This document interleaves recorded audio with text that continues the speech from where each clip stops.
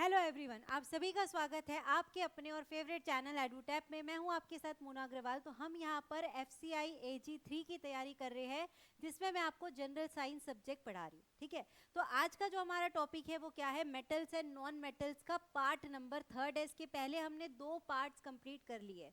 Part 1 भी हमने complete कर लिया है, पार्ट 2 भी कंप्लीट कर लिया। आज हमारा पार्ट नंबर 3 रहने वाला है, जिसमें हम कुछ एक्सेप्शंस जो रहते हैं मेटल्स और नॉन मेटल्स में, कुछ एक्सेप्शन रहते हैं, उसके ऊपर कैसे क्वेश्चन आपके एग्जाम में बनता है ये आज हम देखने वाले हैं। ठीक है, तो वीडियो को आपको लास्ट तक देखना है। और जो भी बच्चों ने चैनल को सब्सक्राइब नहीं किया है, जल्दी से चैनल को, यूट्यूब चैनल को सब्सक्राइब कर लेंगे। और जो भी बच्चे पीडीएफ्स की रिक्वायरमेंट है, जो भी बच्चों को पीडीएफ की रिक्वायरमेंट है, वो टेलीग्राम चैनल को भी ज्वाइन कर सकते हैं।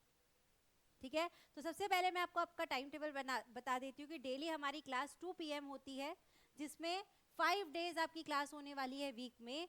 मंडे को जनरल स्टडीज दीपक सर लेते हैं, ट्यूसडे को अगेन जनरल स्टडीज दीपक सर लेते हैं, वेडनेसडे को यानी कि मेरी क्लास रहती है जनरल साइंस की, थर्सडे को टेक्निकल ARD बोटैनी जूलॉजी जिसमें शामली मैम आपकी क्लास लेते हैं, फ्राइडे को अकाउंट जिसमें संतोष सर आपकी क्लास लेते हैं। तो ऐसे आपको पूरे 5 डेज वीक में पढ़ना है और आपका पूरा FCI AG3 पूरा कंप्लीट हो जाएगा अगर आप डेली क्लास करते हैं।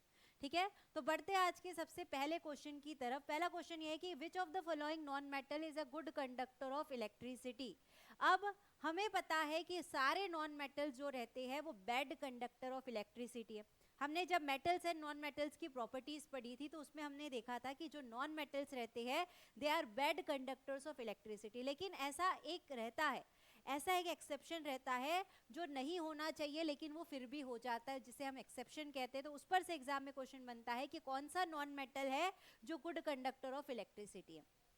ठीक है, तो यहां पर हम देखेंगे कि कार्बन, कार्बन जो रहता है अलग अलग फॉर्म्स में पाया जाता है। तो कार्बन का जो ग्रेफाइट फॉर्म है, कार्बन का जो ग्रेफाइट फॉर्म है वो क्या रहता है, गुड कंडक्टर ऑफ इलेक्ट्रिसिटी। अब गुड कंडक्टर मतलब क्या होता है, जो इलेक्ट्रिसिटी को पास कर सकता है। जैसे हमारा कॉपर वायर, कॉपर वायर्स जो रहते हैं वो इलेक्ट्रिसिटी को कंडक्ट करने के काम में आते हैं। उसी तरीके से एक नॉन मेटल जो गुड कंडक्टर ऑफ इलेक्ट्रिसिटी है वो कौन सा है, हमारा ग्रेफाइट। तो इसका आंसर क्या हो जाएगा, ए।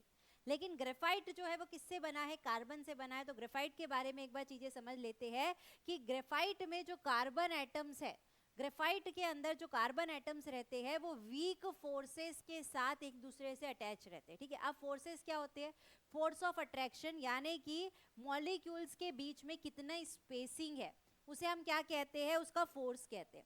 ठीक है, मॉलिक्यूल्स के बीच में जो स्पेसिंग रहती है उसे हम क्या कहते हैं, उसके मॉलिक्यूलर फोर्स ऑफ अट्रैक्शन कहते हैं। तो ग्रेफाइट के अंदर जो कार्बन अरेंज रहते हैं वो वीक फोर्सेस से अरेंज रहते हैं। ठीक है, उनके बीच में जो फोर्स ऑफ अट्रैक्शन है वो एकदम कम रहता है, ये आपको ध्यान रखना है। और इसी की वजह से इलेक्ट्रॉन्स जो होते हैं मूव कर पाते हैं। अगर इलेक्ट्रॉन्स मूव कर रहा है इसका मतलब कि वो इलेक्ट्रिसिटी का एक कंडक्टर है। तो ग्रेफाइट से यहाँ पर क्वेश्चन आ सकता है, इसीलिए ग्रेफाइट को गुड कंडक्टर ऑफ इलेक्ट्रिसिटी कहा जाता है। दूसरा फॉर्म आपको कार्बन का ये याद रखना है, कार्बन का दूसरा फॉर्म होता है डायमंड। डायमंड जो है ये भी कार्बन का एक फॉर्म है और ये क्या है, बैड कंडक्टर ऑफ इलेक्ट्रिसिटी है। ठीक है, तो कार्बन के 2 फॉर्म्स आपको याद रखना है कि ग्रेफाइट जो गुड कंडक्टर ऑफ इलेक्ट्रिसिटी और डायमंड जो है वो बैड कंडक्टर ऑफ इलेक्ट्रिसिटी। अगर सल्फर, फास्फोरस और ऑक्सीजन, दूसरे ऑप्शंस की अगर बात करते हैं, सल्फर, फास्फोरस और ऑक्सीजन, ये जो है ये इलेक्ट्रिसिटी को कंडक्ट नहीं कर सकते क्योंकि इनमें इलेक्ट्रॉन्स को ट्रांसफर करने की एबिलिटी नहीं होती। इसीलिए ये तीनों क्या है, बैड कंडक्टर ऑफ इलेक्ट्रिसिटी। ठीक है, आगे बढ़ते हैं, क्वेश्चन नंबर 2 में आते हैं। Which of the following metal is the best conductor of electricity. अभी हमने नॉन मेटल के बारे में देखा, अब मेटल देखते हैं कि कौन सा मेटल है जो गुड कंडक्टर ऑफ इलेक्ट्रिसिटी। यहाँ पर बहुत सारे बच्चे जो है इसका आंसर बी करने वाले हैं, कॉपर। लेकिन यहाँ पर बेस्ट कंडक्टर पूछा है, जो बेस्ट कंडक्टर ऑफ इलेक्ट्रिसिटी है वो कौन सा है, हमारा सिल्वर है। कौन सा है, सिल्वर। यहाँ पर कंफ्यूज नहीं होना है। और सेकेंड नंबर पे जो आता है वो होता है कॉपर। सिल्वर जो है उसमें इलेक्ट्रिकल कंडक्टिविटी सबसे ज्यादा हाईएस्ट रहती है सारे मेटल्स के कंपैरिजन में। सिल्वर के अंदर जो इलेक्ट्रिकल कंडक्टिविटी रहती है वो सबसे ज्यादा रहती है और इसमें इलेक्ट्रॉन जो रहते हैं बहुत इजीली मूव हो जाते हैं, एक जगह से दूसरी जगह इजीली ट्रांसफर हो जाते हैं, इसीलिए इसे बेस्ट कंडक्टर ऑफ इलेक्ट्रिसिटी कहा गया है। लेकिन सिल्वर के वायर्स बनाना बहुत ज्यादा कॉस्टली हो जाएंगे, हम सिल्वर के वायर्स अफोर्ड नहीं कर सकते, तो हम दूसरे नंबर का जो कंडक्टर है उसका इस्तेमाल करते हैं हमारे वायर्स के लिए, कॉपर। कॉपर जो है हमारा सेकेंड बेस्ट कंडक्टर है जो हम अपने होम्स में यूज करते हैं इलेक्ट्रिकल वायरिंग के लिए, ठीक है। गोल्ड की बात करते हैं तो गोल्ड में कंडक्टिविटी एकदम लोअर रहती है, सिल्वर और कॉपर के कंपैरिजन में सबसे ज्यादा सिल्वर की हुई, दूसरी कॉपर की हुई और गोल्ड की इन दोनों से कम होती है। लेकिन इसे भी कई बार हाई एंड इलेक्ट्रॉनिक एप्लीकेशंस में यूज किया जाता है क्योंकि इसमें कोरोजन नहीं होता, इसमें जंग नहीं लगती है, इसी की वजह से इसे कई बार हाई एंड इलेक्ट्रॉनिक एप्लीकेशंस में यूज किया जाता है। एल्यूमिनियम की बात करें तो एल्यूमिनियम एक गुड कंडक्टर है क्या, और लेकिन सिल्वर कॉपर और गोल्ड के कंपैरिजन में एल्यूमिनियम जो है इतना ज़्यादा इफेक्टिव नहीं है, इतना ज़्यादा कंडक्टिंग कैपेसिटी उसके अंदर नहीं है। लेकिन सबसे अच्छी जो रहती है सिल्वर के अंदर, दूसरे नंबर पे कॉपर के अंदर और फिर एल्यूमिनियम आप याद रख सकते हैं। इसीलिए ये लाइट वेट होने की वजह से मैंने आपको एक क्वेश्चन कराया था कि हम जो जेट प्लेन्स रहते हैं, जो जेट प्लेन्स की ऊपर की बॉडी रहती है वो किसकी बनी रहती है, एल्यूमिनियम की बनी रहती है क्योंकि ये लाइट वेट रहता है। अब जेट प्लेन्स को क्या करना पड़ता है, उड़ना पड़ता है। अब उड़ने के लिए वेट जो रहना चाहिए एकदम कम रहना चाहिए, लाइट वेट का रहना चाहिए, तो एल्यूमिनियम से इसीलिए उसकी बॉडी को बनाया जाता है, ठीक है। आगे बढ़ते क्वेश्चन नंबर 3 में, which non metal is commonly used in purification of drinking water. अब जो ड्रिंकिंग वाटर है उसकी प्यूरिफिकेशन के लिए हम क्या यूज करते हैं, सल्फर, कार्बन, क्लोरीन, ऑक्सीजन की नन ऑफ द अबव। तो हम किसका यूज करते हैं ड्रिंकिंग वाटर के प्यूरिफिकेशन के लिए, क्लोरीन का यूज करते हैं। तो आपको पता होगा हम ड्रिंकिंग वाटर में क्या डालते हैं, ब्लीचिंग पाउडर डालते हैं। ब्लीचिंग पाउडर, ब्लीचिंग पाउडर से क्या होता है ये अभी मैं आपको बताने वाली हूँ। तो ब्लीचिंग पाउडर जो बनता है किससे बनता है, क्लोरीन से बनता है, ठीक है। ब्लीचिंग पाउडर बनता किससे है, क्लोरीन से बनता है। इसका फॉर्मूला क्या है, CaOCl2। देखिए इसमें क्लोरीन का इस्तेमाल हो रहा है। ब्लीचिंग पाउडर का फॉर्मूला भी आपके एग्जाम के लिए बहुत ज्यादा इंपॉर्टेंट है। ब्लीचिंग पाउडर का फॉर्मूला आपको याद रखना है CaOCl2। इसी को क्या कहा जाता है, कैल्शियम ऑक्सीक्लोराइड। क्या कहा जाता है, कैल्शियम ऑक्सीक्लोराइड कहा जाता है ब्लीचिंग पाउडर को, और वो बनता किससे, क्लोरीन से बनता है। तो क्लोरीन के इसीलिए हम यूज करते हैं ड्रिंकिंग वाटर के प्योरिफिकेशन के लिए। तो ये हम देख लेते हैं, क्लोरीन जो रहता है बैक्टीरिया, वायरस या कोई भी जर्म्स है उसको किल कर देता है। जो भी हमारे ड्रिंकिंग वाटर है, जो भी हमारे पीने का पानी है, अगर उसके अंदर कोई भी बैक्टीरिया है, कोई भी वायरस है, तो ये उसको मारने के काम में आता है और वाटर को हमारा सेफ बना देता है, वाटर को प्यूरिफाई कर देता है। तो और कार्बन जो रहता है, कार्बन किस लिए काम आता है ये भी एग्जाम में पूछ सकता है। ये दूसरा क्वेश्चन आपको याद रखना है। कार्बन जो रहता है वो भी इंप्योरिटीज को रिमूव करता है और स्मेल को भी रिमूव करता है। ये क्वेश्चन एग्जाम में आ सकता है, ओडोर, स्मेल। अगर हमारे पीने के पानी में, ड्रिंकिंग वाटर में कोई स्मेल आ रही है, कोई ओडोर आ रहा है, तो उसको दूर करने के लिए हम किसका यूज करते हैं, कार्बन का यूज करते हैं। लेकिन डिसइंफेक्टेंट को मारने के लिए इसका यूज नहीं किया जाता। डिसइंफेक्टेंट को मारने के लिए किसका यूज किया जाता है, क्लोरीन का यूज किया जाता है। यानी कि बैक्टीरिया और वायरस को किल करने के लिए क्लोरीन का यूज करते हैं। सल्फर और ऑक्सीजन तो वाटर प्योरिफिकेशन के लिए यूज ही नहीं होते, तो ये दोनों ऑप्शन को आप पहले कट कर सकते थे। आप क्वेश्चन इसी तरीके से सॉल्व कर सकते हैं, आप अपने ऑप्शंस को एलिमिनेट कर सकते हैं और उसके बाद एक या दो ऑप्शन जो बच रहे हैं आप उसमें से सिलेक्ट कर सकते हैं। तो ऐसे में गलती होने के चांसेस बहुत कम रहते हैं, ठीक है। आगे बढ़ते हैं, क्वेश्चन नंबर 4 में आते हैं। Which non metal is liquid at room temperature. कौन सा नॉन मेटल लिक्विड रहता है रूम टेम्परेचर में। तो मैंने पार्ट नंबर 2 में एक मेटल के बारे में बताया था जो लिक्विड रहता है रूम टेम्परेचर में, इसलिए सारे पार्ट्स देखना बहुत ज्यादा इंपॉर्टेंट है। तो मर्क्यूरी जो रहता है, मर्क्यूरी ये क्या है, एक मेटल है। मर्क्यूरी क्या है, मेटल है जो लिक्विड रहता है रूम टेम्परेचर में। ये हमने पार्ट नंबर 2 में ऑलरेडी देख लिया है। अब यहाँ पे पूछा है कि कौन सा नॉन मेटल जो है वो लिक्विड रहता है रूम टेम्परेचर में। तो आपको याद रखना है ब्रोमीन। कौन सा रहता है, ब्रोमीन रहता है। अब सारे ऑप्शंस के बारे में हम देखने वाले। सबसे पहले ब्रोमीन की बात करते हैं। तो ब्रोमीन एक नॉन मेटल है जो क्या रहता है, लिक्विड रहता है रूम टेम्परेचर में। और यहाँ से एक और क्वेश्चन बनता है, कौन सा नॉन मेटल रेडिश कलर का रहता है, थोड़ा सा लाल ब्राउन कलर का, रेडिश ब्राउन कलर का एक लिक्विड रहता है जो नॉन मेटल है और रूम टेम्परेचर पे वो पाया जाता है। तो वो आपको याद रखना है, ब्रोमीन है, ठीक है। उसके बाद आयोडीन की बात करें तो आयोडीन सॉलिड रहता है। ये सारी चीजें याद रखना है। तो आयोडीन को हम एंटीसेप्टिक की तरह यूज करते हैं। एंटीसेप्टिक, अगर हमें कुछ जलन हो रही है या कुछ लग गया है तो उसके ऊपर हम आयोडीन यानी कि सॉल्ट लगा लेते हैं। सॉल्ट में आयोडीन रहता है तो वो एंटीसेप्टिक की तरह काम आता है। सल्फर, सल्फर भी क्या रहता है, सॉलिड रहता है, और इसका कलर भी आपको याद रखना है येलो। सल्फर कौन से कलर का रहता है, येलो कलर का रहता है, ऐसा पत्थर, ऐसा स्टोन जैसा आता है सल्फर का, जो येलो कलर का सॉलिड रहता है रूम टेम्परेचर। क्लोरीन क्या रहती है, गैस रहती है। अभी हमने देखा कि chlorine as a disinfectant use किया जाता है, ठीक है। जो स्विमिंग पूल्स रहते हैं, स्विमिंग पूल्स में बहुत सारे लोग नहाते हैं। अब स्विमिंग पूल्स का पानी बहुत जल्दी खराब हो जाता है, उसके अंदर बैक्टीरिया वायरस आ जाते हैं, इसलिए उसमें क्लोरीन गैस का यूज करते हैं स्विमिंग पूल्स को भी साफ करने के लिए, ये भी आपको याद रखना है। क्वेश्चन नंबर 5 में आते हैं, which of the following metal reacts with water to produce hydrogen gas. ऐसा कौन सा मेटल है जो वाटर के साथ रिएक्ट होता है और हाइड्रोजन गैस बनाता है, ठीक है। तो ये आपको याद रखना है कि गोल्ड और सिल्वर जो है वो किसी से भी रिएक्ट नहीं होते। तो सबसे पहले आप ये दोनों ऑप्शन को कट कर सकते हैं कि गोल्ड और सिल्वर हमारे क्या हो जाएंगे, यहाँ से हट जाएंगे। गोल्ड और सिल्वर किसी से भी रिएक्ट नहीं होते। अब बात आती है कॉपर और सोडियम की। तो कॉपर और सोडियम में, सोडियम जो है वो हाईली रिएक्टिव है। सोडियम के बारे में भी मैंने आपको पार्ट नंबर 2 में ये बताया था कि सोडियम एक ऐसा मेटल है, अगर हम उसे हवा में खुला छोड़ देते हैं तो वो एयर में जो मॉइस्चर है और हवा में जो ऑक्सीजन है उसके साथ रिएक्ट हो जाता है, बहुत जल्दी रिएक्ट हो जाता है। इसीलिए उसको किसके अंदर रखा जाता है, केरोसिन ऑयल के अंदर रखा जाता है। किसके अंदर रखा जाता है, सोडियम को केरोसिन ऑयल के अंदर रखा जाता है। इसीलिए यहाँ आंसर क्या हो गया हमारा, ऑप्शन नंबर डी हो गया कि सोडियम एक ऐसा मेटल है जो वाटर के साथ रिएक्ट करके क्या बनाता है, हाइड्रोजन गैस बनाता है, ठीक है। ये आपको याद रखना है। तो सोडियम यहाँ पे सबसे हाईली रिएक्टिव मेटल हमें दिखा चारों ऑप्शन में, जो किसके साथ रिएक्ट होता है, वाटर के साथ रिएक्ट होता है और क्या बनाता है, सोडियम हाइड्रोक्साइड और हाइड्रोजन गैस। इसका रिएक्शन हम यहाँ पर देख लेते हैं। देखिए ये रिएक्शन है, सोडियम को किससे रिएक्ट कराना है, वाटर के साथ रिएक्ट कराना है। ये क्या बना लेगा, सोडियम हाइड्रोक्साइड, और साथ ही साथ हाइड्रोजन गैस बाहर निकल जाएगी। तो ये कौन सा मेटल है हमारा, सोडियम है, इसीलिए उसको किसमें रखा जाता है, केरोसिन ऑयल में। एक और बात याद रखना है कि एक क्वेश्चन ऐसा आ सकता है, कौन सा ऐसा मेटल है जो सॉफ्ट रहता है जिसे हम नाइफ से कट कर सकते हैं।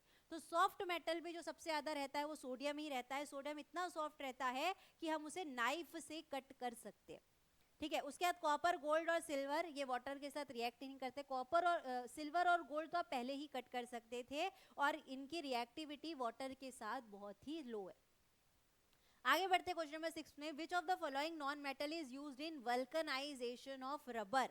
रबर को बनाने के लिए, रबर का वल्कनाइजेशन करने के लिए कौन से मेटल का यूज होता है, ये भी बहुत इंपॉर्टेंट क्वेश्चन है। इस क्वेश्चन को आप इंपॉर्टेंट मार्क करेंगे। तो इसमें हम किसका यूज करते हैं, सल्फर का यूज करते हैं।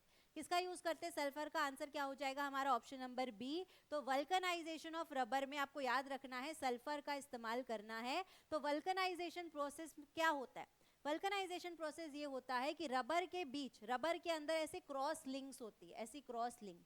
रबर कैसे बनता है, ऐसे उसके अंदर क्रॉस लिंक्स होती है। तो ये क्रॉस लिंक्स को बनाने के लिए कौन सा मेटल यूज करते हैं, ये जो क्रॉस है, यहाँ पे सल्फर है, यहाँ पे सल्फर है, यहाँ पे सल्फर है, यहाँ पे सल्फर है। तो क्रॉस लिंक्स बनाने के लिए हम सल्फर मेटल का इस्तेमाल करते हैं। और ये क्रॉस लिंक्स क्या करती है, रबर को इलास्टिसिटी देती है।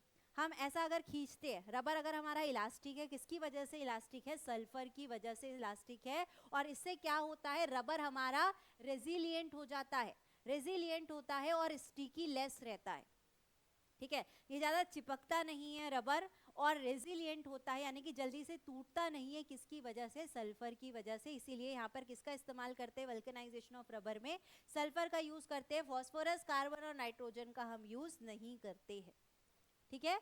आगे बढ़ते हैं, नेक्स्ट क्वेश्चन में आते हैं, कौन सा ऐसा नॉन मेटल है जो मैच स्टिक्स में यूज किया जाता है। मैच स्टिक, मैच स्टिक में हम किसका यूज करते हैं, तो मैच स्टिक में आपको याद रखना है हम दो चीज को रब करते हैं, दो चीज को रब करते हैं। एक माचिस की जो स्टिक रहती है वो, और एक मैच बॉक्स से हम उसे रब करते हैं। तो दो चीज यहाँ पर यूज होगी, आपको याद रखना है फॉस्फोरस और सल्फर। फॉस्फोरस और सल्फर जो है दोनों का हम यूज करते हैं मैच स्टिक में फायर वर्क्स के लिए, ठीक है। अब कहाँ पर कौन सा यूज होता है, फॉस्फोरस कहाँ पे होता है, सल्फर कहाँ पे होता है, यह आपको याद रखना है। इससे अलग से एक क्वेश्चन बन सकता है। तो फॉस्फोरस जो रहता है वो मैच स्टिक की जो हेड है, मैच स्टिक की जो हेड रहती है ब्राउन कलर की, उसमें फॉस्फोरस रहता है और ये जल्दी से इग्नाइट हो जाता है, जल्दी से जल जाता है। इसीलिए यहाँ पर फॉस्फोरस का यूज करते हैं। अब दूसरा क्वेश्चन ये बनता है कौन सा फॉस्फोरस यूज करते हैं। मैच स्टिक की हेड पर कौन सा फॉस्फोरस यूज करते हैं। 3 टाइप के फॉस्फोरस होते हैं, रेड, व्हाइट और ब्लैक। तो यहाँ पर आपको याद रखना है रेड फॉस्फोरस का हम यूज करते हैं मैच स्टिक की हेड पर। अब ये मैच स्टिक है, उसको इस पे रब करना है, तो ये जो रबिंग वाला सरफेस है उसमें कौन सा मेटल रहता है, उसमें रहता है सल्फर। सल्फर से जैसे ही फॉस्फोरस ऐसे स्ट्राइक होता है तो वो दोनों क्या होते हैं, उन दोनों के रिएक्शन की वजह से यहाँ फॉस्फोरस जो है वो जल जाता है और उससे हमें क्या मिलता है, फायर वर्क्स मिलता है। तो सल्फर और फॉस्फोरस दोनों का इस्तेमाल करते हैं हम किसमें, मैच स्टिक्स में। ये आपको याद रखना है, मैच बॉक्स में। तो ये क्वेश्चन एग्जाम के लिए बहुत ही इंपॉर्टेंट था। आगे बढ़ते क्वेश्चन नंबर 8 में, which of the following metal is used in catalytic converter of vehicles. अभी मैं आपको बताऊंगी कैटालिटिक कन्वर्टर क्या होता है। सबसे पहले क्वेश्चन ये पूछा है कि कैटालिटिक कन्वर्टर, व्हीकल्स का जो कैटालिटिक कन्वर्टर होता है उसमें कौन सा मेटल यूज होता है। तो आपको याद रखना है इसमें यूज होता है हमारा प्लेटिनम। कौन सा यूज होता है कैटालिटिक कन्वर्टर में, प्लेटिनम मेटल यूज होता है। एक एक करके समझते हैं पहले कैटालिटिक कन्वर्टर क्या होता है। कैटालिटिक कन्वर्टर ये होता है कि जो हार्मफुल गैसेस रहती है, हार्मफुल गैसेस कौन कौन सी रहती है, कार्बन मोनोऑक्साइड यानी कि CO, hydrocarbons HC, nitrogen oxide NO। ये जो हार्मफुल गैसेस है उसको लेस हार्मफुल गैसेस में बदलने का काम ये कैटालिटिक कन्वर्टर करता है। अब लेस हार्मफुल गैसेस कैसे होंगी, कार्बन मोनोऑक्साइड को किस में बदल देगा, कार्बन डाइऑक्साइड में। कार्बन मोनोऑक्साइड हार्मफुल है लेकिन कार्बन डाइऑक्साइड लेस हार्मफुल है, ठीक है। उसके बाद वो हाइड्रोकार्बन्स को किस में बदल देगा, वाटर, तो वाटर तो हमारा हार्मफुल है ही नहीं। नाइट्रोजन ऑक्साइड को नाइट्रोजन में बदल देगा। तो हार्मफुल गैसेस को लेस हार्मफुल गैसेस में बदलने का काम कैटालिटिक कन्वर्टर करता है और उस कैटालिटिक कन्वर्टर में प्लेटिनम यूज होता है एज अ कैटलिस्ट, ठीक है। तो कैटालिटिक कन्वर्टर में क्या यूज होता है, प्लेटिनम यूज किया जाता है, प्लेटिनम मेटल का यूज किया जाता है, ना कि निकल, आयरन और गोल्ड का यूज किया जाता है। क्योंकि निकल, आयरन और गोल्ड में ये एबिलिटी नहीं रहती कि वो हार्मफुल गैसेस को लेस हार्मफुल गैसेस में कन्वर्ट कर सके। तो किसका यूज करते हैं हम, प्लेटिनम का यूज करते हैं, ठीक है। ये आपको याद रखना है। आगे बढ़ते हैं, क्वेश्चन नंबर 9 में आते हैं, which non metal is used in treatment of cancer. अब देखिए ट्रीटमेंट ऑफ कैंसर में भी एक नॉन मेटल का यूज होता है, ये भी आपको याद रखना है। तो ट्रीटमेंट के कैंसर के ट्रीटमेंट में कार्बन, सल्फर, रेडॉन, नाइट्रोजन, किसका यूज करते हैं हम, रेडॉन का यूज करते हैं, ठीक है। ये एक ऐसा नॉन मेटल है जिसका यूज हम कैंसर की ट्रीटमेंट में करते हैं। ये एक रेडियो एक्टिव नॉन मेटल है। रेडियो एक्टिव नॉन मेटल का मतलब क्या है, नॉन मेटल जिसमें से रेडियो एक्टिव रेज निकलती है। रेडियो एक्टिव रेज मतलब हो गया alpha, beta and gamma rays. Alpha, beta and gamma rays जिससे निकलती है उसको हम कहते हैं रेडियो एक्टिव एलिमेंट कहते हैं। तो इसको कैंसर के ट्रीटमेंट में हम यूज करते हैं।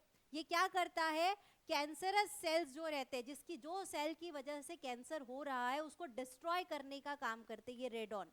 रेडॉन इतना ज़्यादा इफेक्टिव रहता है जो हमारी बॉडी में सेल्स जो रहते हैं, जो कैंसर को प्रोड्यूस कर रहे हैं, उस सेल्स को डिस्ट्रॉय करने के काम आता है। उसको पहले वो टारगेट करता है, कौन सा सेल है उसको पहले पहचानता है और उसके बाद उसको ख़त्म कर देता है, उसको डिस्ट्रॉय कर देता है। तो इसलिए रेडॉन का जो यूज़ है वो कैंसर के ट्रीटमेंट में किया जाता है, ठीक है। आगे बढ़ते हैं, लास्ट क्वेश्चन है हमारा, question number 10, which of the following metal is known as fool's gold.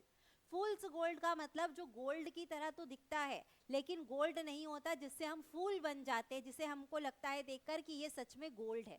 तो जिससे हम फूल बनते हैं ऐसा गोल्ड कौन सा रहता है, वो गोल्ड आपका रहता है पायराइट, आयरन सल्फाइड। पायराइट को ही क्या कहा जाता है, आयरन सल्फाइड भी कहा जाता है। तो पायराइट को देखकर कोई नहीं बोलेगा कि ये गोल्ड नहीं है। आपके सामने पायराइट रखा है और आपके सामने गोल्ड रखा है, तो पायराइट भी पूरी की पूरी तरह गोल्ड की तरह ही दिखेगा और आप उसे देखकर फूल बन जाएंगे। तो इसी ही क्या कहा जाता है, फूल्स गोल्ड कहा जाता है। पूरा गोल्ड की तरह ही उसका अपीयरेंस रहता है। ये ब्रास येलो कलर का, पेल ब्रास येलो कलर का रहता है, ठीक है। और ये भी आपको याद रखना है कि गोल्ड जो है, गोल्ड को तो हमने काट दिया कि वो हमारा गोल्ड प्रीशियस मेटल है। कॉपर और एल्यूमिनियम जो है ये गोल्ड की तरह रिसेंबल नहीं करते। तो जो बात याद रखना है कि पायराइट की जगह आपको आयरन सल्फाइड भी दे सकता है। पायराइट का दूसरा नाम भी आपको याद रखना है, पायराइट को क्या कहा जाता है, आयरन सल्फाइड भी कहा जाता है। तो हमारा जो पायराइट है वो ही हमारा क्या है, फूल्स गोल्ड, ठीक है। तो ये थे हमारे टोटल 10 क्वेश्चन। टोटल हमने 10 क्वेश्चन करे हैं मेटल्स एंड नॉन मेटल्स के पार्ट नंबर 3 में। आपको पूरे पार्ट्स देखते हुए आना है। इसके बाद पार्ट नंबर 4 बस बचा है, उसके बाद हमारा मेटल्स एंड नॉन मेटल्स भी पूरा कंप्लीट हो जाएगा। ठीक है, तो आज के लिए बस इतना ही। जो भी बच्चों ने YouTube चैनल को ज्वाइन नहीं किया है, ज्वाइन करके उसे सब्सक्राइब कर लेंगे। और जो बच्चे PDF चाहते हैं, उनको PDF की रिक्वायरमेंट है, तो उन्हें टेलीग्राम चैनल को भी ज्वाइन कर लेना है। तो आज के लिए बस इतना ही। आप सभी को thank you, bye, take care and all the best.